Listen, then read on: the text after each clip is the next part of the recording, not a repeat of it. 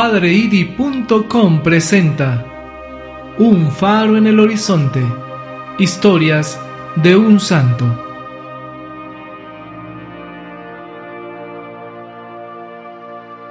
...17 de febrero... Beata Edvige Carboni.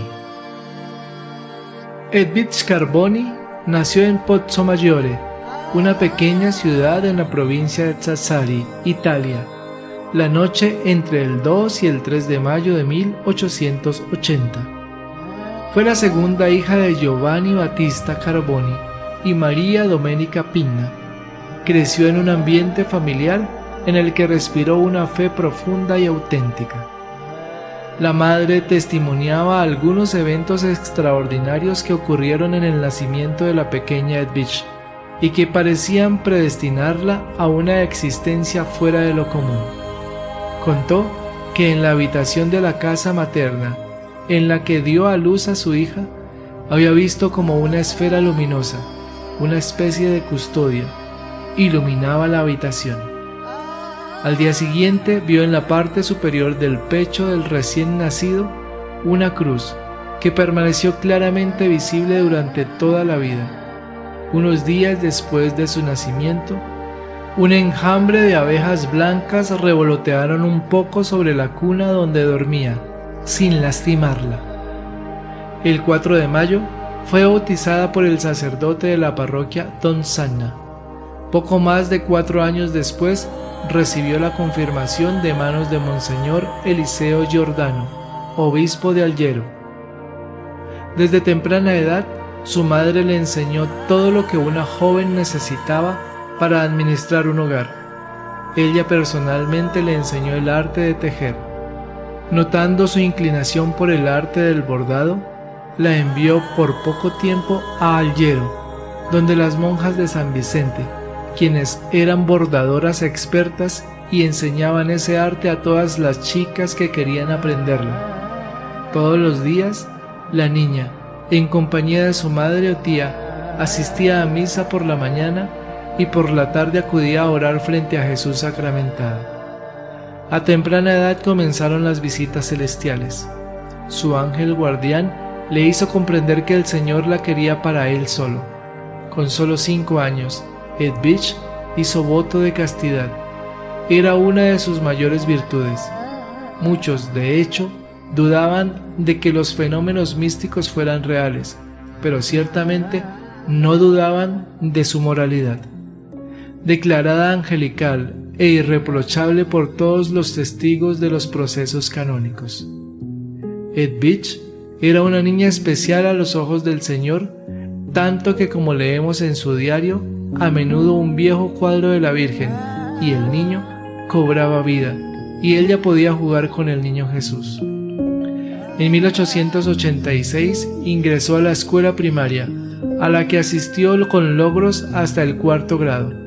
También comenzó a seguir las lecciones de catecismo, penetrando lentamente en los misterios de Dios. Edvige creció en gracia y sabiduría.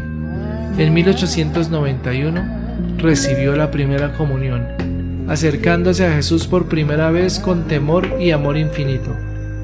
En este periodo maduró el deseo de entrar en el convento, ser solo del Señor y consagrarle toda su existencia. Pero la misma madre que le había profetizado «Prepárate para sufrir con amor», le pidió que hiciera su renuncia más grande y más dolorosa. Estando ahora muy enferma, rogó a su hija que dejara de lado su deseo de consagración religiosa para quedarse en su pueblo y ayudarla con las tareas domésticas. Edvige, por consejo de su confesor, obedeció. También podría servir al Señor ayudando a toda su familia. Ver a sus padres felices y a sus hermanos serenos era una fuente de alegría para ella. Se prodigó sirviéndoles a todos sin quejarse ni pedir algo a cambio. A lo largo de los años, perfeccionó el arte del bordado hasta convertirse en una experta bordadora. Sus trabajos eran apreciados por todos. Gracias a su trabajo, junto con el de su padre, contribuyó al sostenimiento de los estudios de su hermano Galdino y su hermana Paulina, quien obtuvo en Cagliari el diploma de maestra de escuela primaria en 1918. Su existencia estaba cada vez más vinculada al Señor. Le ofreció todo el sufrimiento. Además, se mortificó a sí misma almorzando poca comida y comiendo solo un pedazo de pan en la cena. Oraba por los pecadores e invocó la misericordia de Dios por las almas del purgatorio. Toda su vida era de oración.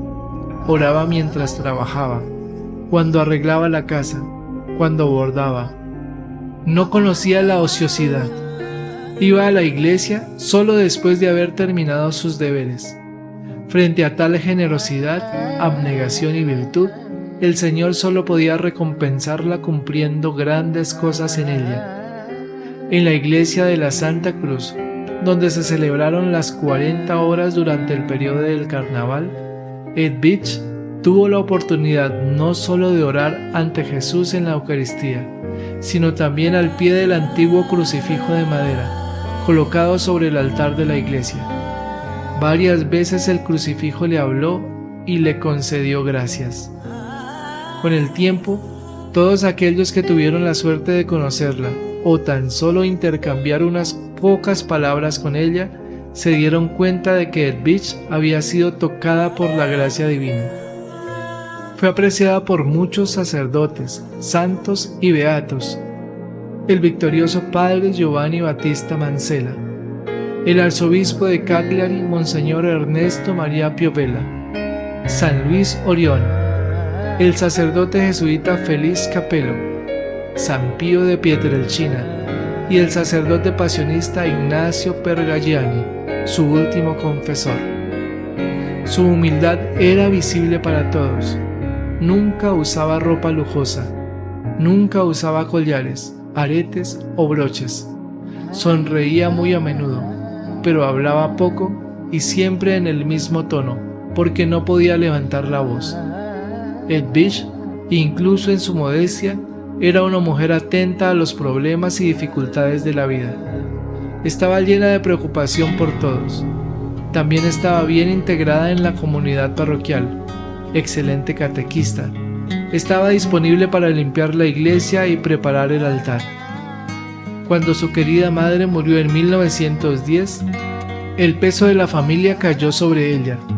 Ayudó con amor a todos sus seres queridos que se enfermaron uno tras otro, pero sobre todo a la abuela, que parece haber sido muy estricta con ella a pesar de sus atenciones.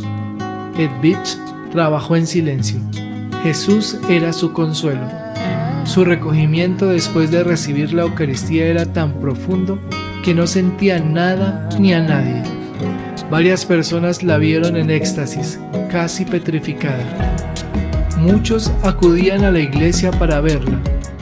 Había alguien que, pensando que estaba fingiendo, le clavó 2 veces un alfiler en la pierna, pero no le causó ninguna reacción de dolor. Los fenómenos místicos en su vida fueron numerosos: bilocaciones, éxtasis, visiones de santos, persecuciones diabólicas, perfumes misteriosos. El 14 de julio de 1961 recibió los estigmas mientras rezaba frente a un crucifijo de madera que le había dado el párroco, el padre Carta. Jesús le preguntó si quería sufrir con él. Edvige, por su amor a él, aceptó, y los signos de la pasión se manifestaron en sus manos y sus pies. Ella lo mantuvo en secreto como un tesoro precioso. Era algo más grande que ella. Nunca usó esos regalos para llamar la atención. De hecho, trató de esconderlos con guantes o cubriéndose con las solapas del chal. A pesar de esto, muchos vieron su ropa o su frente manchada de sangre. Era una verdadera efigie de la pasión.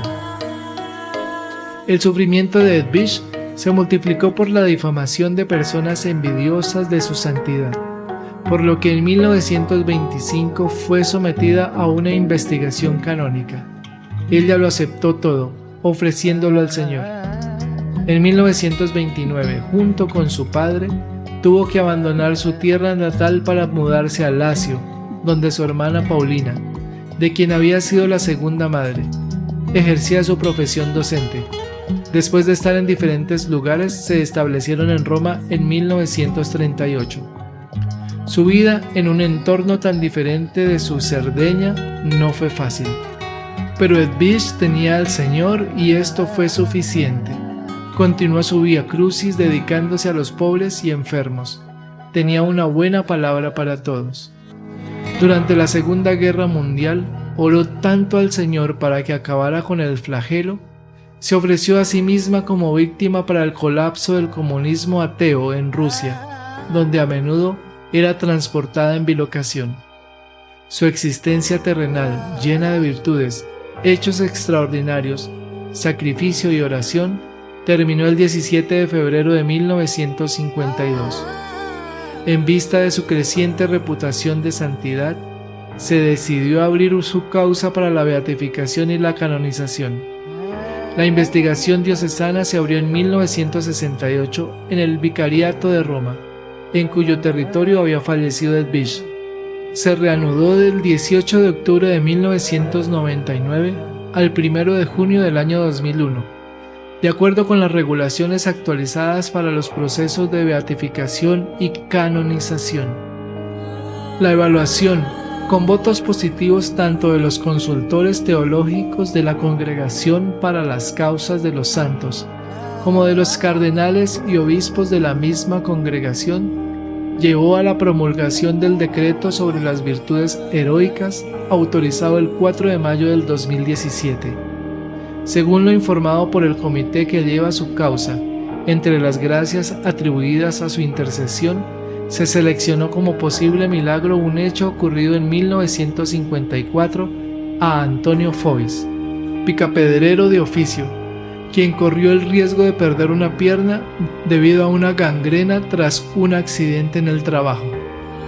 El 7 de noviembre del año 2018, al recibir al nuevo prefecto de la Congregación para las Causas de los Santos, el cardenal Giovanni Angelo Becciu, el Papa Francisco autorizó la promulgación del decreto, por el cual la curación se consideraría inexplicable, completa, duradera y obtenida a través de la intercesión de Edvige Carboni, cuya beatificación fue inminente. Los restos mortales de Edvige, poco después de su muerte, habían sido llevados al cementerio de Albalzo Laziale, donde habían sido colocados en una fosa común junto a otros 3 cuerpos. El 6 de octubre del año 2015 fueron sometidos a un reconocimiento canónico y al día siguiente fueron trasladados al santuario de Santa María Goretti en Nettuno. Allí se celebró la misa corpore praesenti, de cuerpo presente, lo que no había ocurrido en febrero de 1952, al final de la cual se colocaron los restos en una capilla especial del centro del santuario. Sin embargo, se planea una nueva transferencia a Cerdeña. Gloria al Padre, y al Hijo, y al Espíritu Santo, como era en el principio, ahora y siempre, por los siglos de los siglos. Amén. Señor nos bendiga, nos guarde de todo mal y nos lleve a la eternidad. Amén. Feliz y bendecido día. La Virgen me los acompañe hoy y siempre.